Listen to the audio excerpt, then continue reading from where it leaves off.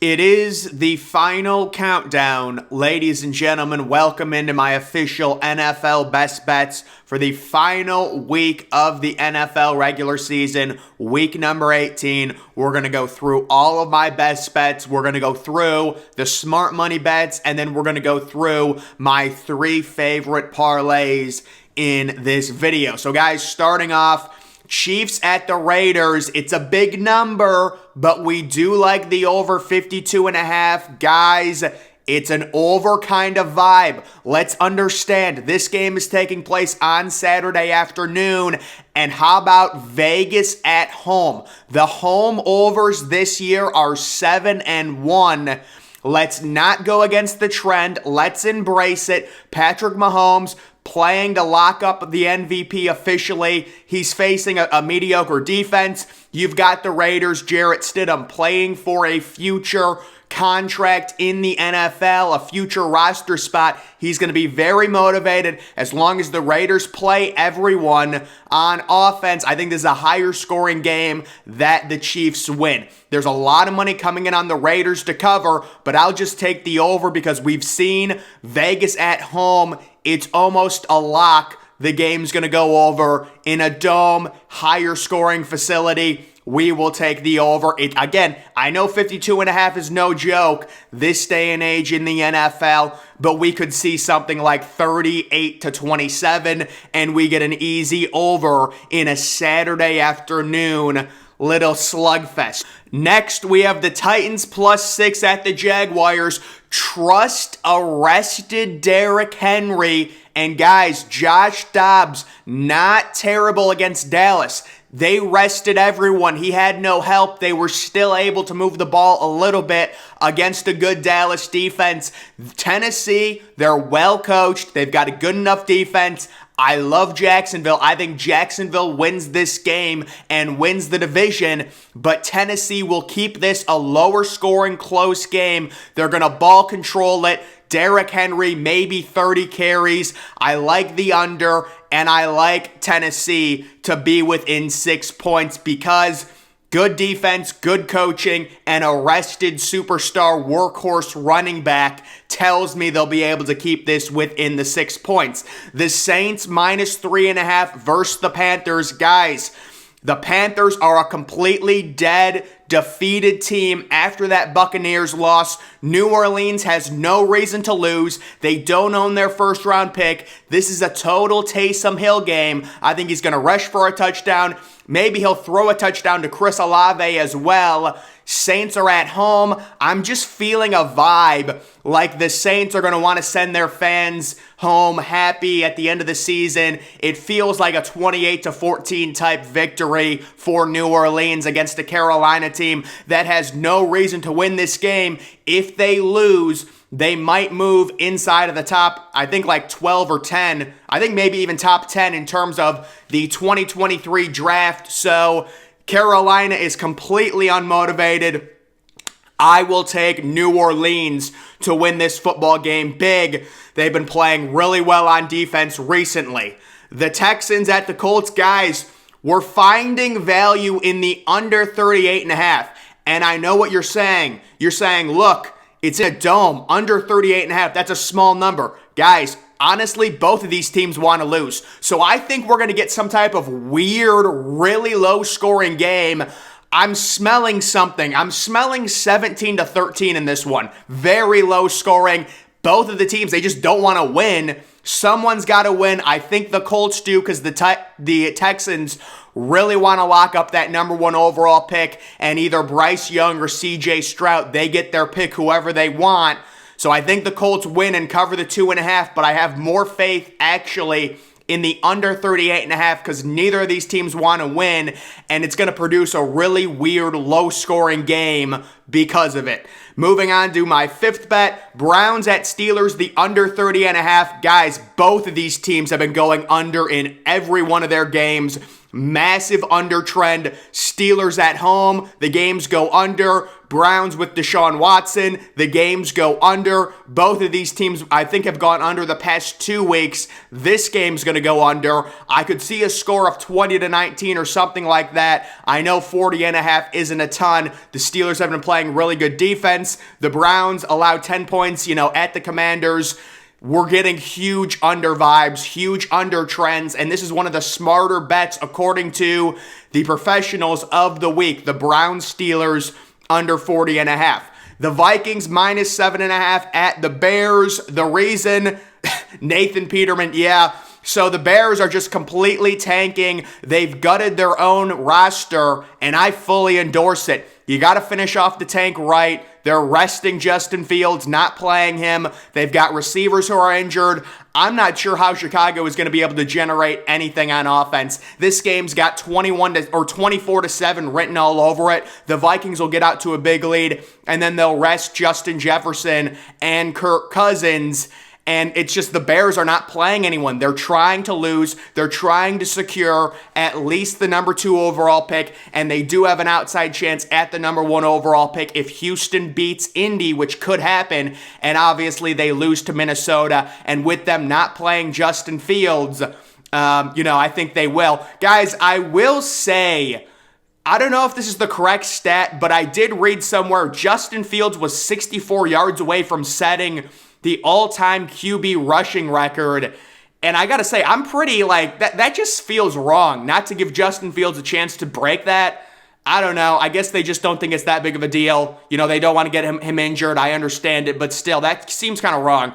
But either way, give me the Vikings to cover. The Rams plus 6.5 at the Seahawks. Yes, it's the exact same thing as last week. Yes, I'm going in on the Rams again. Last week I had the Rams plus 6.5. They got crushed by Justin Herbert.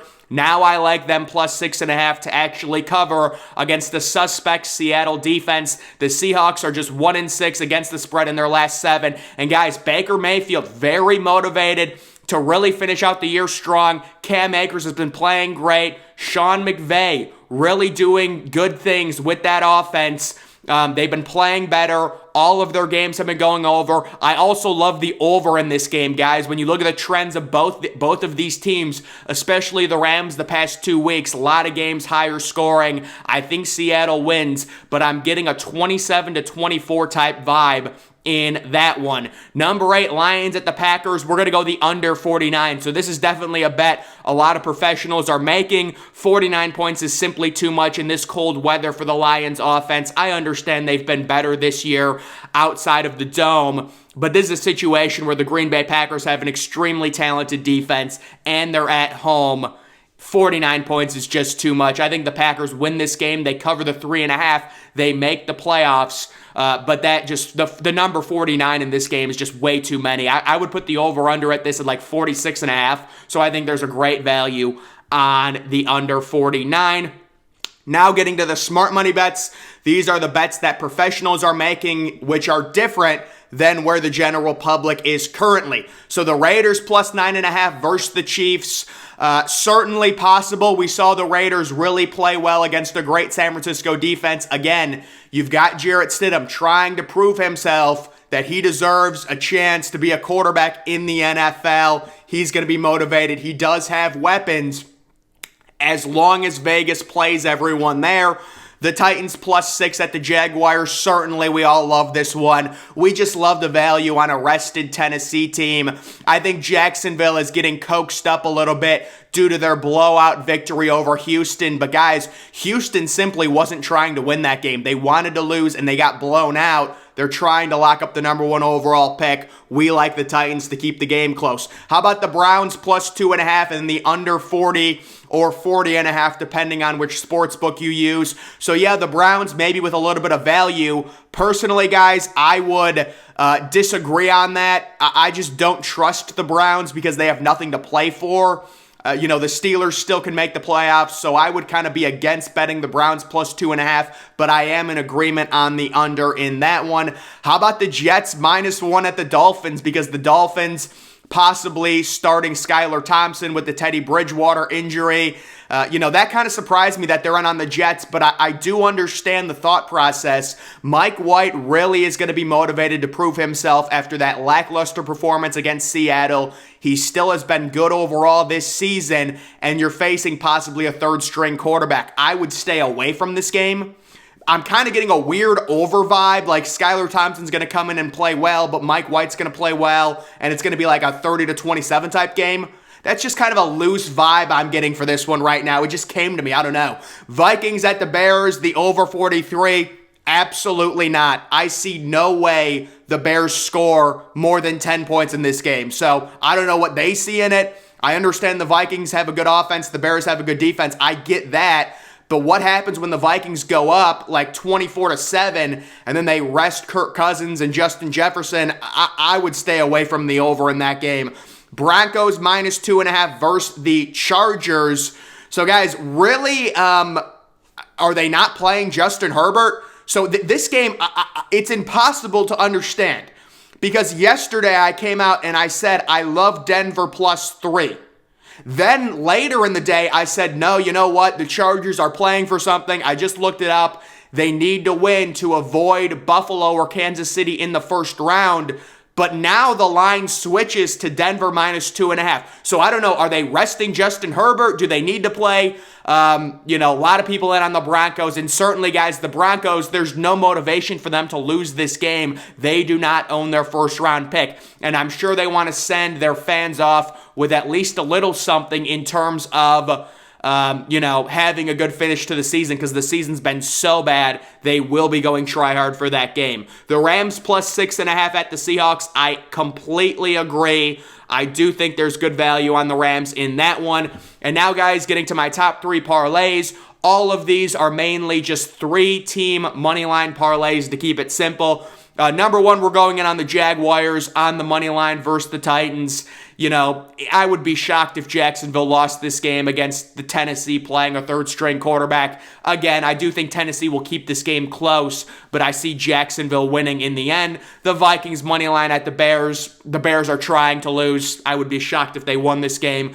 The Saints money line versus the Panthers. I just get a big vibe that New Orleans is going to win this game. They don't have their first-round pick. There's no reason for them to try and lose. They're at home, and they're facing a demoralized team that was just eliminated from the playoffs. So I like the Saints to win that game. Moving to my second parlay, the Rams at the Seahawks. I love the over 41.5. Both of these teams have been scoring. Geno Smith has had a good year. The defenses aren't that great. And I just think the Rams will be able to score enough with Baker and Cam Akers and company to get the over 41.5. The Packers money line versus the Lions, certainly there was a stat where in these situations where it's a win-and-in scenario for Aaron Rodgers, he's 3-0 in his career. They're 4.5-point favorites. I would be shocked after everything the Packers have been through this season, the run that they've been on, if they lose this game at home to a dome quarterback. Number 3, the Cowboys money line at the Commanders. The Commanders starting Sam Howell. Guys, actually, it would be very surprising if Sam Howell won this game, but I will say I like Sam Howell a lot. Let me just say that. But yeah, guys, the Cowboys still playing for an outside chance at the number 1 overall seed. It does get a little finicky because there is this scenario that could happen. The Giants are facing the Eagles, and all the Eagles have to do is win, and they get the number 1 seed. If the Giants, who already are locked into their playoff spot, if they don't play anyone, you could be looking at a halftime score of like 24-0, 24-3, and let's say the Cowboys are at the half with the Commanders with like a 10-7 type lead. The Cowboys could see that they have 0 chance at halftime of getting the number 1 seed because the Eagles are crushing the Giants, which could in turn cause the Cowboys to bench Dak Prescott, CeeDee Lamb, Micah Parsons, and then you've got a young quarterback like Sam Howell who suddenly is facing backups and really could get a huge win. Guys, I would be very careful with that game because I made this prediction before it was announced that Sam Howell was going to start. I don't know about this. There's a lot going on. Obviously, if the Eagles are somehow losing at half or if it's close, I'm sure the Cowboys will continue to play their starters because they want to try and win the division and maybe get the number 1 overall seed, but I would be shocked if that happened because even if the Eagles lose, All San Francisco has to do is beat Arizona as 14-point favorites, and they get the number 1 seed. The Cowboys need both San Francisco to lose, they're 14-point favorites, and they need Philadelphia to lose. So we could see the Cowboys totally rest their starters in the second half, and Sam Howell, as kind of a, upbeat type rookie, have a really good second half again. I might take the Commanders' second half spread in that. I don't know. That's interesting.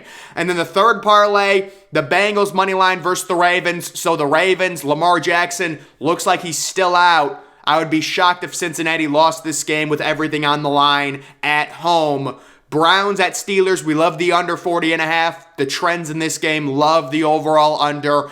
And then I will say it is risky, but we are going to go in on the Colts money line versus the Texans. I cannot see the Texans ruining their own tank after coming this far. They will finish it off, and they will lose this game and get the number 1 overall pick. So, guys, those are my top best bets here for the NFL week number 18. Make sure you're following me on Twitter. Link to that's always in the description. I'm, of course, the Depressed Ginger. Thank you for watching.